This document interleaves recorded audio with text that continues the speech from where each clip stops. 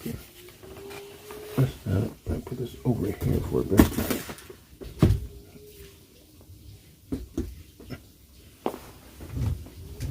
Now everybody scream enough respect to the X. Enough respect given.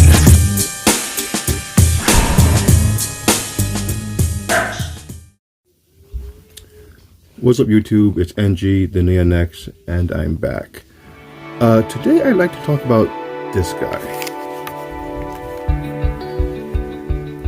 The Lenovo Legion Go. Now, I've had the Legion Go for a little over a full week now, maybe like 10 days. And I just want to talk about my experience with this device, from unboxing to the initial setup of the device to where we are today. Just to get out of the way, I do like this device very much.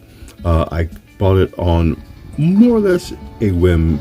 Technically, I knew it was coming out, or I have just gone into the PC handheld market. I have my Steam Deck, have my ROG Ally, but there really is no reason for me to have one of these in any way, shape, or form.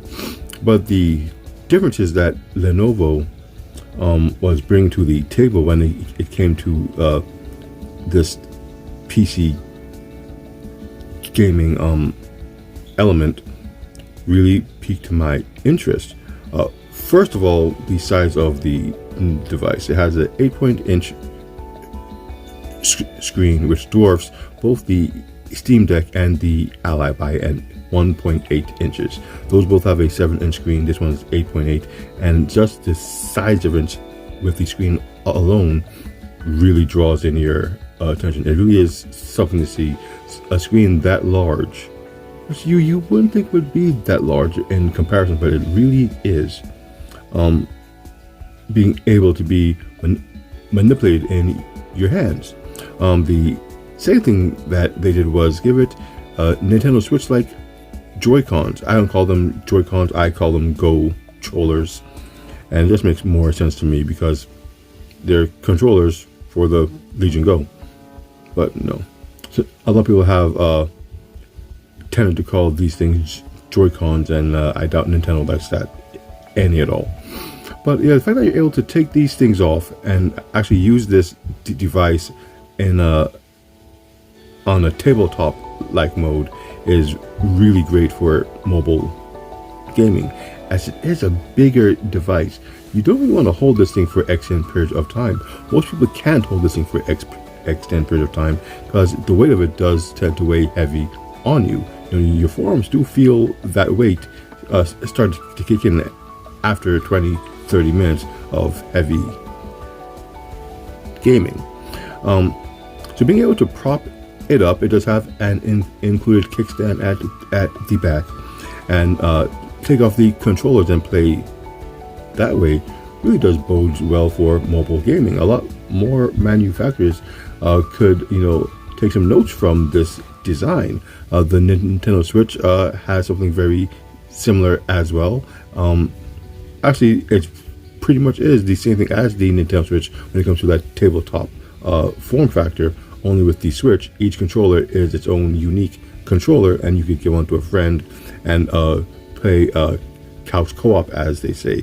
With this device, when you take off those controllers, it's just a single controller in two separate parts. No sharing controllers with your friends.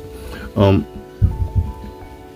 next thing I would say really caught me with this thing is the performance, and that is an area I really did want to get into.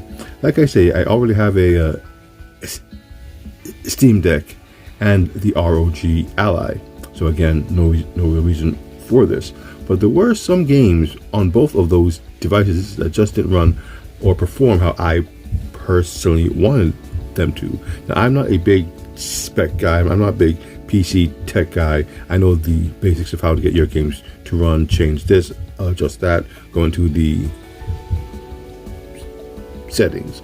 A lot of trial and error until you find which or what options to change to get the game to run how you like it to run. And there were some things that just wouldn't do it with the deck and the Ally. Not enough RAM, whatever the case might be. Now, this one, like I said, Lenovo tried to just one up all of their competitors in just small ways. This one has more RAM than both of them, 16 gigs of RAM if memory serves. And you actually do see the difference when playing certain games. Another game which really caught my attention and is one of the main reasons why I'm actually thinking or considering keeping this thing as yet a third device is Immortals of Avium. Now, when that game came out, it came out to very little fanfare. It's not winning any awards, but it's fun in its own right. But the issue is, the game just didn't run on most devices. It's really bad frame rate. The game itself just didn't play well. It wasn't very optimized for anything less than like a 4090 if you want to hit the higher frame rates. Or I think the lowest you go was a 3080, and you could get 30 frames or a smooth 30 frames from what the spec sheet says. Okay, people, my fellow Legionnaires, what is this? I'm trying to play Immortals, something of Avium. Yeah, there we go. Immortals of Avium, and every time it tells me Unreal process has crashed. How is Unreal Engine crashing? This game works just fine on my ROG Ally, more or less. Of course, you know that the frame rate sucks, but it's playable. It won't even launch on the Legion Go. And the Ally can run Immortals of Avium just not well. I was hoping to see if the Legion could do it at least a little better. But over the time I've had the device, Lenovo has sent out various updates that seem to fix a lot of the bugs that were prevalent in my initial setup of the device. And over the past week or so, you just update after update after update, and they changed a lot of little things to really, make the experience of the Legion Go that much better. The device you have now is not the device you had on launch day. They changed up a lot, or enough, to make it a better purchase now if you are considering one. And one of the last things that I saw that really got me hyped for it was when I decided to try Immortals of Avium again. It actually opened. So it seems like the week-long updates have finally bore some fruit. Immortals of Avium is actually not crashing on the Legion Go like it did when I first tried to play this game, but a few days ago. Not only did it open, it did run better than the ROG Ally. You saw the difference once again. The extra RAM, maybe there was some optimization thrown in there. I don't know. Like I said, I don't really read what these updates are doing. You tell me there's an update. I check on the Reddit. Is it worth doing? Yes, and I go. But I've been able to play Immortals of Avium on the go outside at my job, getting a few shots here and there, and it runs actually pretty well. So the Legion Go is really showing why it is one of the better contenders for PC or mobile PC gaming out there, because what Lenovo has put into it really does shine through. The software experience isn't the best. It's very janky now, but it's still better than what it was. So if you do get the device, it's in your best interest to stick it out, because Lenovo seems to be listening to the complaints. I'm sure they've got more than enough emails, especially about the Legion space, which they did correct before the device would, when you turn it on, automatically open it into the Legion space. That's their own little gaming hub where there's a store and all of the games you have on the device are stored in, and you can just, it's a launcher. Most of us didn't want that. I didn't want that because it just took away from the time to actually get to the game. The whole Legion Space startup screen, the splash page was just extra, and it was a waste of time to start the device and have this little 8-bit screen come up and then seemingly start the device again just to get to the Legion Space. They got rid of that, not the space itself, but the startup. You're able to go into the options and select don't start up, and then you go into Legion Space if you so choose to at any point while the device is on. So little things like that were bothering us, they have addressed. That Unreal Engine 5 thing, like I said, the game wouldn't even run. Now it runs better than the Allied could do it, which is what I was hoping for. But all isn't hunky-dory. Another issue with my Legion Go, when I go to restart the device, I met with this here. The exception breakpoint, I don't know what that is. I'm not much on the technical aspects of these portable gaming PCs, but this seems to be an issue. With Legion Space itself, not sure why, not sure what's going on, not even sure how it really affects my device here, but just saying, there is issue. Yet more examples of my gaming frustration with this device.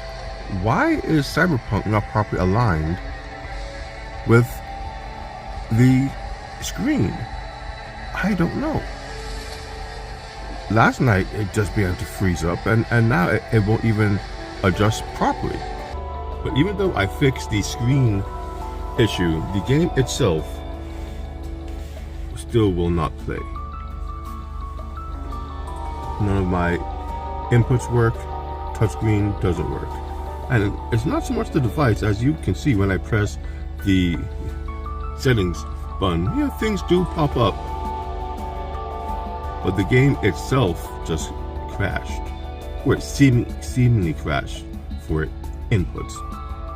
It's just one issue after another, and they seem random. I don't know really what's going on. When I first decided to download this and play it, it seemed to work fine. I didn't have the time to get into the game at that time, so I took it to work. I'm trying to play it now and no go. And I tried to play it last night. The frames just dropped to, it was around 10 to 15 frames. But the night before, when I had first tried the game out, it seemed to be running just fine. So I'm not exactly sure what's going on behind the scenes with this device. It's just continuous bugs, at least with things that I'm trying to do, and it's bothersome. I do find it issue with the first person mode where one of the controllers, or the right controller, can come off and be put in a type of puck holster. And from there, you can use it as a mouse and use the puck or the first person mode for more accurate shooting and all that in first person games. I haven't found a game that uses that properly. I've tried it in a few games, in Immortals, in Halo. Well, I tried it in Forgive Me, Father 2. Or if it did work, like in Cyberpunk, the first person side did work. I could change the angle of the screen and all that, but the buttons on the other side just didn't how you say, just didn't transfer over somehow. Like there was no way to press F to open the door. Something just like that. Go into your car, press F. None of the buttons transferred over to be F. I don't understand it. It's like if I didn't have a keyboard, I wouldn't have been able to play. Though it was said that when you do first person mode, the left side becomes the buttons for the game, and the right side becomes the mouse. And in the games I played, it just wasn't working. That correlation wasn't there. So I have my issues with first-person mode. Maybe it's just me and the games that I chose, but all of them do have a first-person play option. Most of them are full first-person games, and it just didn't work with the left side. I mean, I had my keyboard, so yeah, I was able to try it out, and I won't lie. Again, playing Immortals of Avium with a keyboard and mouse did let me see just how much better a keyboard and mouse combination was for first-person games, as I'm more of a console gamer, so I've always had my controller in hand. If this was my first PC gaming device, I might not still have this, simply because there's so much you have to go through to get the device where you want it to be. I swear that the device was harder to set up than the Steam Deck and the Ally and my regular gaming PC. Stuff just did not want to work. The BIOS updates weren't there. When you went to try to find the right drivers, nothing to be found, or they wouldn't work. There was a lot going on with this device come at launch. But it seems that Lenovo has been working with whoever they work with to iron these things out, and things seem to be going a lot smoother now. The experience is a lot more consumer friendly. It's not as easy as the Steam Deck is, which is, for all intent and purpose, a console gaming PC. It's the closest thing to a console gaming experience you can get on a mobile PC platform. This thing runs Windows and comes with all the benefits and cons that Windows 11 comes with, but they're doing a good job of trying to curtail it more to the console side. So if you don't want to go into Windows any at all, you don't have to. All of your games and all that are right in the Legion space. And if it's a front end you can get used to, you really won't have to deal with what Windows has. But yeah, that's my time with the Legion Go. I do enjoy it. I really do. I guess my only wish would have been that I got the 1 terabyte as opposed to the 512, because 512 just isn't enough. And thanks to the ROG Ally, I don't particularly trust throwing SD cards in these things that generate so much heat when you're playing these higher end games. So with that said, my name is MG, the Neonex, and liking what the Legion Go has to offer. This is what I'm into.